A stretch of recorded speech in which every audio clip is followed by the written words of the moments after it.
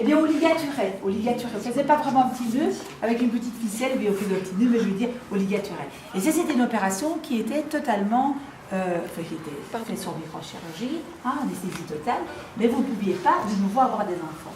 Maintenant, à l'heure actuelle, ce qu'on fait, on met des clips, comme des agrafes. Comme ça, vous avez eu 3 enfants, on dit, ah ben voilà, on met des clips, et vous n'avez plus du tout à voir, il n'y a plus de soucis. Il n'y a plus de soucis. Vous êtes, on ne parle plus de ligature de tronc, je ne sais pas comment est-ce qu'on dit à ce moment-là, enfin, c'est le principe, mais la reproduction est encore possible. Si maintenant, imaginons vos enfants décèdent d'un accident, n'importe quoi, et que vous désirez encore avoir des enfants, vous pouvez vous faire réopérer, on ouvre les troncs, vous voyez, on enlève les agrafes, et alors à ce moment-là, vous pouvez de nouveau avoir. Et alors vous êtes en sortie. Ici, dans le cas de diabète, tout à fait. Dites, il y a Pauline qui pose une question intéressante. Quand vous avez clipsé, est-ce que vous avez encore vos règles? Oui, parce que le verre va continuer à fonctionner normalement, d'accord? Donc il fonctionne, il va fabriquer donc, les hormones nécessaires, mais à ce moment-là, il n'y a plus de... Au niveau du stérilet, c'est certains longs et d'autres pas. Il y a où tu as des règles totalement... tu as plus de règles et d'autres de règles. Ça dépend un peu du type de stérilet que tu as. Ça. Mais alors pour les garçons, comment on s'appelle? Les garçons aussi peuvent faire, mais ça ils aiment un petit peu moins. Pourquoi est-ce qu'ils aiment moins? Ouais. Ça marche plus après. Ah, voilà, ça marche plus après. Après, il a peur que ça marche plus. Ça marche plus. Voilà. Donc, non, c'est pas que ça marche plus, mais ça veut dire que quand un garçon fait une vasectomie, donc c'est quoi ça? Une vasectomie. Ça veut dire, si vous voulez, qu'on va ligaturer quoi chez le garçon? Qu'est-ce qu'on va ligaturer? Les canaux déférents. D'accord, les canaux déférents. Alors on va faire, alors c'est terminé. Vous ne pourrez plus jamais avoir, si vous voulez, vous aurez toujours les spermatozoïdes qui vont se détruire automatiquement, mais qui ne seront plus présents au niveau du sperme.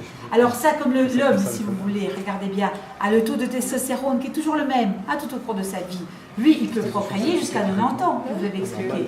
La femme, elle a sa ménopause, 50, 55 ans, c'est terminé, d'accord? On n'a plus envie d'avoir des enfants à cet âge-là, vous voyez? Donc, si vous regardez, il y a beaucoup de regardez Yves Montand, par exemple. Vous voyez qui c'est Yves Montand, l'acteur? Vous voyez pas qui c'est? Il avait eu, qu'est-ce que je pourrais prendre? Un homme qui est plus âgé, qui a eu des enfants très jeunes. Parce que Yves Montand, il avait quoi, 72 ans quand il a rencontré la deuxième ou troisième femme, je ne sais plus. Eh bien, elle a eu des enfants encore, et lui, parce qu'il pouvait procréer, souvent des personnes plus âgées, si vous voulez, des hommes plus âgés, eh bien, avoir des femmes plus jeunes pour avoir des enfants. Vous voyez ça va exactement. C'est ça que tu veux dire? Bon, alors, pilule, c'est fait. Préservatif, c'est fait. Anneau, où est-ce qu'il est mon anneau? Ici.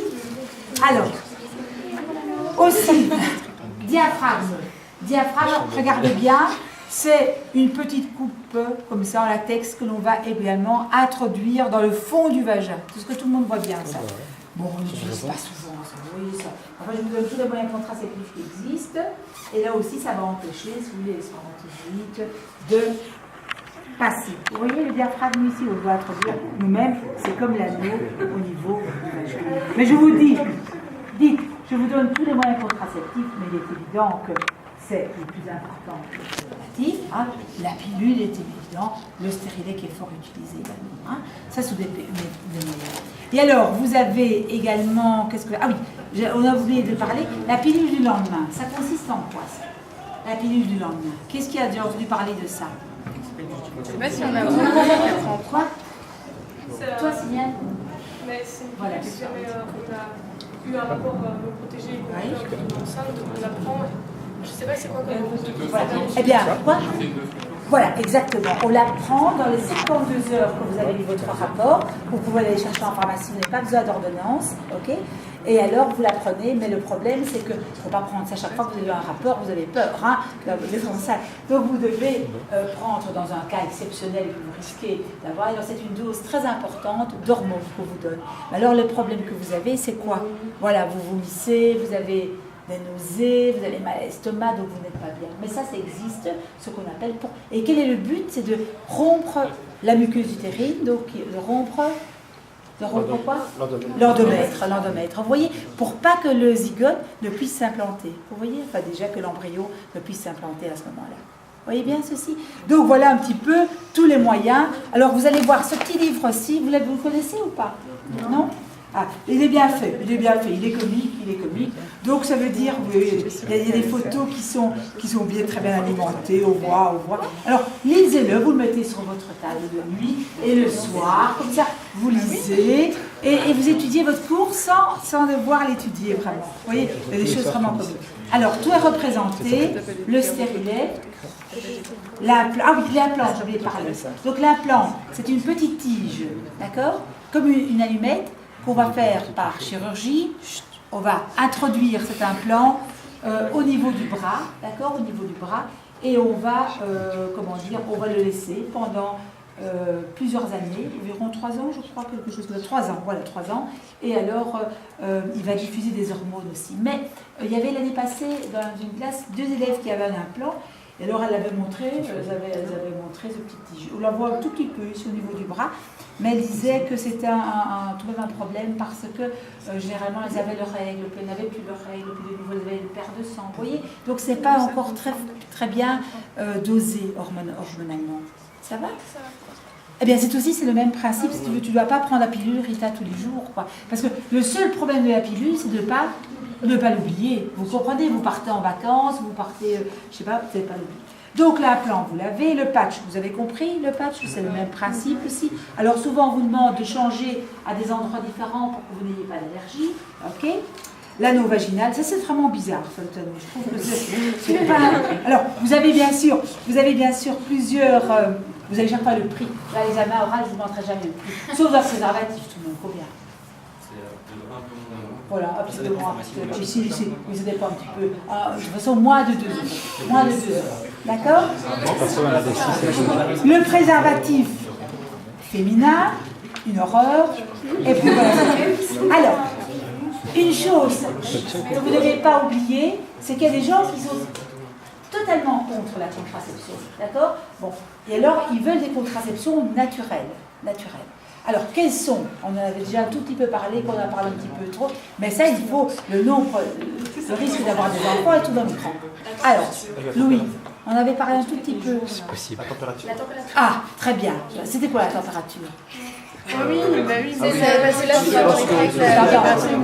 Attends, vas-y, je l'attends, continue. Quoi? Lorsqu'il y a une ovulation, le corps chauffe beaucoup. Oui, c'est chaud. Non, disons que vous avez si vous prenez votre température tous les jours, à partir du jour de vos règles, d'accord?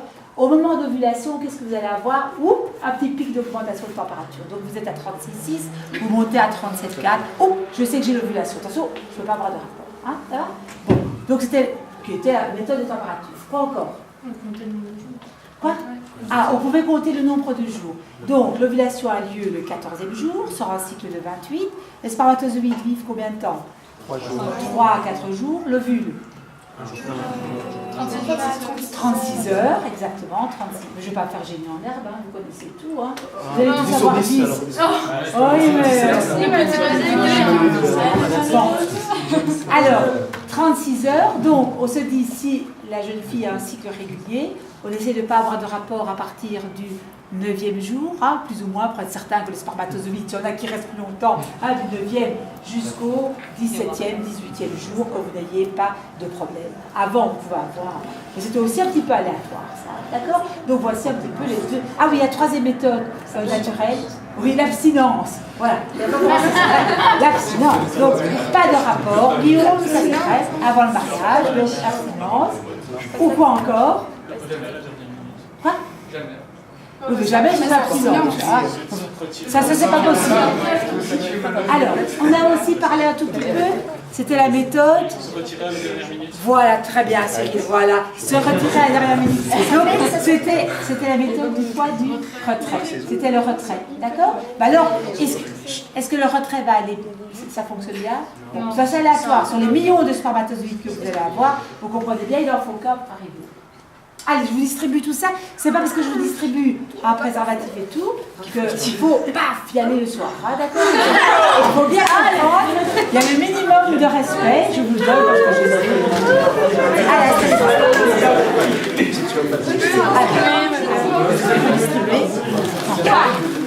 Allez, à chaque.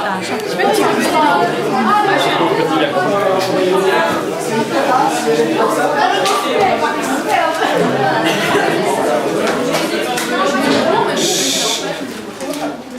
voilà, je distribue. Alors, ils sont pour, je pense, jusqu'en 2000, je sais pas combien. Dites, est-ce qu'en fait, je pose chaque fois la question, est-ce que vos parents vous informent? Est-ce que vos parents vous informent de ça? Oui, Marie. Non. C'est bien.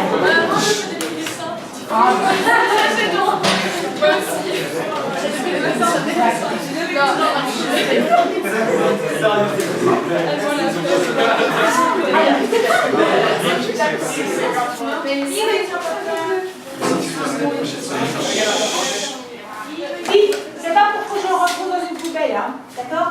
Donc, ça c'est un, merci, c'est un, s'il m'en reste, on va après ça, parce que c'est après que...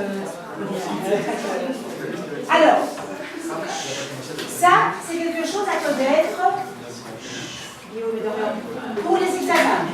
Vous avez dans votre livre tous les moyens contraceptifs qui sont remplis. Ça veut dire que si vous tombez à l'examen, expliquez-moi les différents moyens contraceptifs, comment ça fonctionne, quel est le problème. Vous voyez, est-ce que vous avez bien compris lesquels vous pouvez citer, quels sont les plus importants? Et les deux seuls qui protègent, et ça que Camille va nous expliquer au cours suivant, les deux seuls qui protègent des infections sexuellement transmissibles, n'oubliez pas que c'est le préservatif.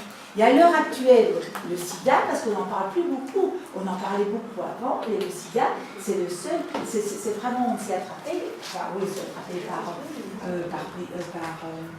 allez, je trouve plus mes mots, par transfusion sanguine, bien sûr, mais c'est tout de même le premier cas. Tu suis attrapé uniquement par, enfin, le plus gros cas, par relation sexuelle. Donc, si vous avez un préservatif, vous êtes toujours protégé. Si vous êtes fou, vous rencontrez quelqu'un une soirée, oh, je veux prendre l'amour avec toi, et tout ça, je suis amoureux de toi, et tout ça, et si le garçon ne se protège pas, vous dites pas ça, moi, je vais protéger, et inversement aussi. D'accord? Donc, ça, c'est très important. Ce n'est pas normal que quelqu'un qui ne veut pas mettre un préservatif, comment dire, qu'il ne soit pas d'accord, il doit être d'accord au départ quand on ne se connaît pas. Et bien sûr, au cours de la vie, on ne va pas mettre des préservatifs quand vous êtes en couple ou vous avez votre compagnon depuis longtemps. Ça veut dire qu'il fallait attendre combien de temps? Ça, je crois que Camille va nous expliquer ça après. Combien de temps est-ce qu'il faut attendre pour faire un test? Imagine, Nicolas il n'est pas en forme aujourd'hui, mais enfin, Nicolas, il tombe amoureux. Aujourd'hui, nous sommes le 23, d'accord? Alors, il se dit, il va se protéger, il n'y a pas de souci. Mais après, voilà, il faudra 3 mois pour qu'il aille faire une prise, d'accord? Une prise de sang, hein, pour voir si le sida, si les anticorps contre le virus, qui comment, le virus du sida, on n'a pas encore vu ça. Est-ce que vous vous souvenez ça en quatrième? Non, le virus HIV ou VIH, vous vous souvenez de ça? Donc, il faudra 3 mois, pour que les anticorps soient présents au niveau du sang. Vous voyez? Donc ça ne sert à rien d'aller, je rencontre quelqu'un aujourd'hui, aujourd'hui vendredi 23, je vais à l'hôpital mercredi 31, enfin mercredi 29, faire une prise de sang. Même si la personne avec qui vous êtes ne possède pas d'anticorps, c'est pas pour ça que les anticorps n'ont pas encore été fabriqués. Vous comprenez? Il faut 3 mois. Donc, au départ, 2 mois avant, Nicolas, sa compagne, sa copine, on ne sait pas ce qu'elle faisait. Vous comprenez ceci?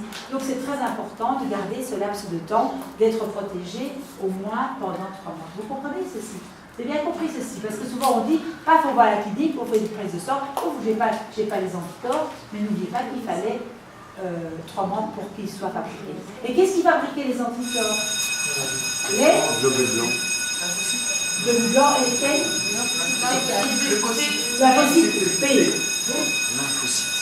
Fini. D'accord? On va attendre une présentation. Ah oui, d'abord une feuille pour Génian.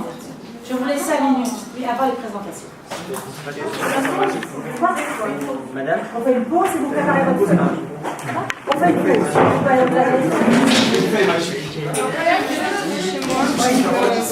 Mais ça, j'ai réussi à le faire.